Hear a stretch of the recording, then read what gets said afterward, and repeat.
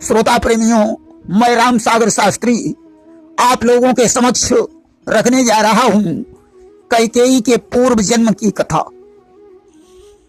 देखिए, कैकेयी पूर्व जन्म में कलहा नाम की एक राक्षसी थी।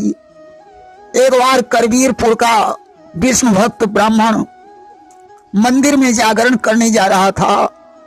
रास्ते में उसकी भेंट कलहा से हो गई। धर्मदत्त उस भयानक राक्षसी को देखकर भयभीत हो गया। विचार करने लगा, यह राक्षसी मुझे मार डालेगी। आज उसने तुलसी मिश्रित जल राक्षसी पर छिड़क दिया। अब तो जल के छिड़कते ही कलहा को अपने पूर्व जन्म की याद आ गई। वह ब्राह्मण से हाथ जोड़कर कहने लगी, विप्रदेव, पूर्व जन्म में मैं कर्नाटक सौराष्ट्र प्रांत में भीष्म नाम के ब्राह्मण की पत्नी थी। मेरा नाम कलहा था।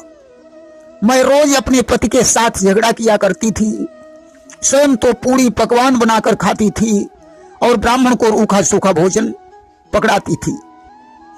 परेशान होकर हमारे पतिदेव ने दूसरा विवाह कर लिया। अब तो हमारी सौत के साथ रोज लड़ाई होने लगी। मैंने विचार किया कि ऐसी जिंदगी से तो मर जाना ही बेहतर है, इसलिए मैंने जहर खाकर अपना प्राणांत कर दिया। मरकर जब मैं यमराज के पास पहुंची तो उन्होंने चित्रगुप्त से मेरे कर्मों का लेखा जोखा करवाया और हमसे कहने लगे कि हे दुष्ट नारी, तूने अपने जीवन में कोई शुभ कर्म नहीं किया है।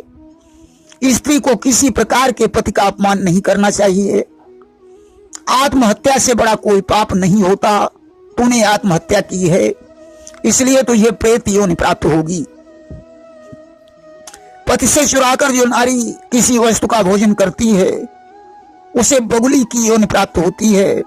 जो स्त्री पति के साथ विवाद करती है उसे सूकरी बनना पड़ता है। जो स्त्री पति से छुपाकर पूरी पकवान बनाकर स्वयं खाती है, पति को नहीं देती, उसे बिल्ली बनना पड़ता है। अभी तो तुझे प्रेत योनि में ही जाना होगा। ऐसा कहकर यमराज ने प्रेत बनाकर मुझे मृत्युलोक में भेज दिया। मुझे इस योनि में बहुत कष्ट हो रहा है। इधर मैं भोजन की तलाश में आई थी। यह सब हमारे कर्मों का फल है। आज मैं आपका दर्शन करके कृतार्थ हो गई हूं कि हे विप्रदेव, शरणागत हूं, इस पापिन पर उपकार करो। अपने तपबल की शक्ति से जैसे भी हो उद्धार करो। ये विप्रदेव, प्रेत योनि के पश्चात मुझे बगुली, सूकरी और बिल्ली भी बनना पड़ेगा। आप तपस्वी हैं, कृपा करके मुझे इन सारी योनियों से मुक्त करा दीजिए। धर्मदत्त ने कलहा का दुख देखकर अपनी आधी पूर्ण कलहा को प्रदान कर दी और ज्यों उसके ऊपर जल छिड़का, कलहा के शरीर में आग लग गई। उसका शरीर जलकर भस्म हो गया और कलहा दिव्य रूप में प्रकट हो गई। उसी समय देवलोक से भगवान विष्णु के पार्षद विमान लेकर आ गए। कलहा धर्मदत्त को प्रणाम करके विमान में बैठ गई। विष्णु दूतों ने कहा कि धर्मदत्त, तुमने भगवान की बड़ी तपस्या की है, इसलिए शरीर छोड़ने के पश्चात तुम्हारा अयोध्या में जन्म होगा और तुम चक्रवर्ती सम्राट दशरथ कहे जाओगे। तुम्हारी दोनों पत्नियां कौशल्या और सुमित्रा बनेगी। इस कलहा को तुमने आधा पुण्य प्रदान करके इसे मुक्त किया है, इसलिए कलहा तुम्हारी तीसरी पत्नी कैकेयी बनेगी। तब तक यह स्वर्ग में विहार करेगी। जब इसका पूर्ण क्षय हो जाएगा तब यह पृथ्वी पर कैकेयी के रूप में अवतरित होगी। अस्तु, धर्मदत्त ही दूसरे जन्म में राजा दशरथ हुए। उनकी दो पत्नियां कौशल्या और सुमित्रा के नाम से प्रसिद्ध हुई। कैकेयी ने कैकेयी देश के राजा अश्वपति के यहाँ जन्म लिया। संयोगवश दशरथ और कैकेयी का विवाह हो गया।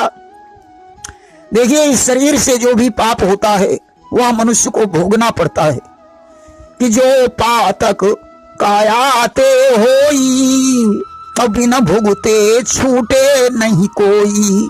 किसी भी स्त्री को पति के प्रतिकूल नहीं चलना चाहिए। लूला, लंगड़ा, अंधा, बहरा, रोगी, धनहीन, कैसा भी पति हो, परंतु उसका तिरस्कार नहीं करना चाहिए कि कई से पति कर कि अपमाना और नारी पाव यमपुर दुख नाना। पति के अपमान से उस स्त्री को यमपुर में नाना प्रकार के कष्ट भोगने पड़ते हैं। देखिए, भक्त भगवान से भी बड़ा है। भगवान अपने भक्त को हमेशा मान रखते हैं कि प्रबल प्रेम के पाले पड़कर प्रभु को नियम बदलते देखा। खुद का मान भले टल जाए, भक्त का मान न टलते देखा। भक्त के आगे भगवान को भी अपनी प्रतिज्ञा तोड़नी पड़ती है। देखिए, जब कोई भगवान का भक्त मनुष्य की कर्म की रेख को मिटाना चाहता है तो उसकी पुण्य खर्च होती है। अकाल मृत्यु से मरने वाले को प्रेत योनि में ही जन्म लेना पड़ता है। आनंद रामायण से लिया गया यह प्रसंग श्रवण करने से मनुष्यों के समस्त पाप नष्ट हो जाते हैं। प्रेम से बोलिए सियावर रामचंद्र की जय।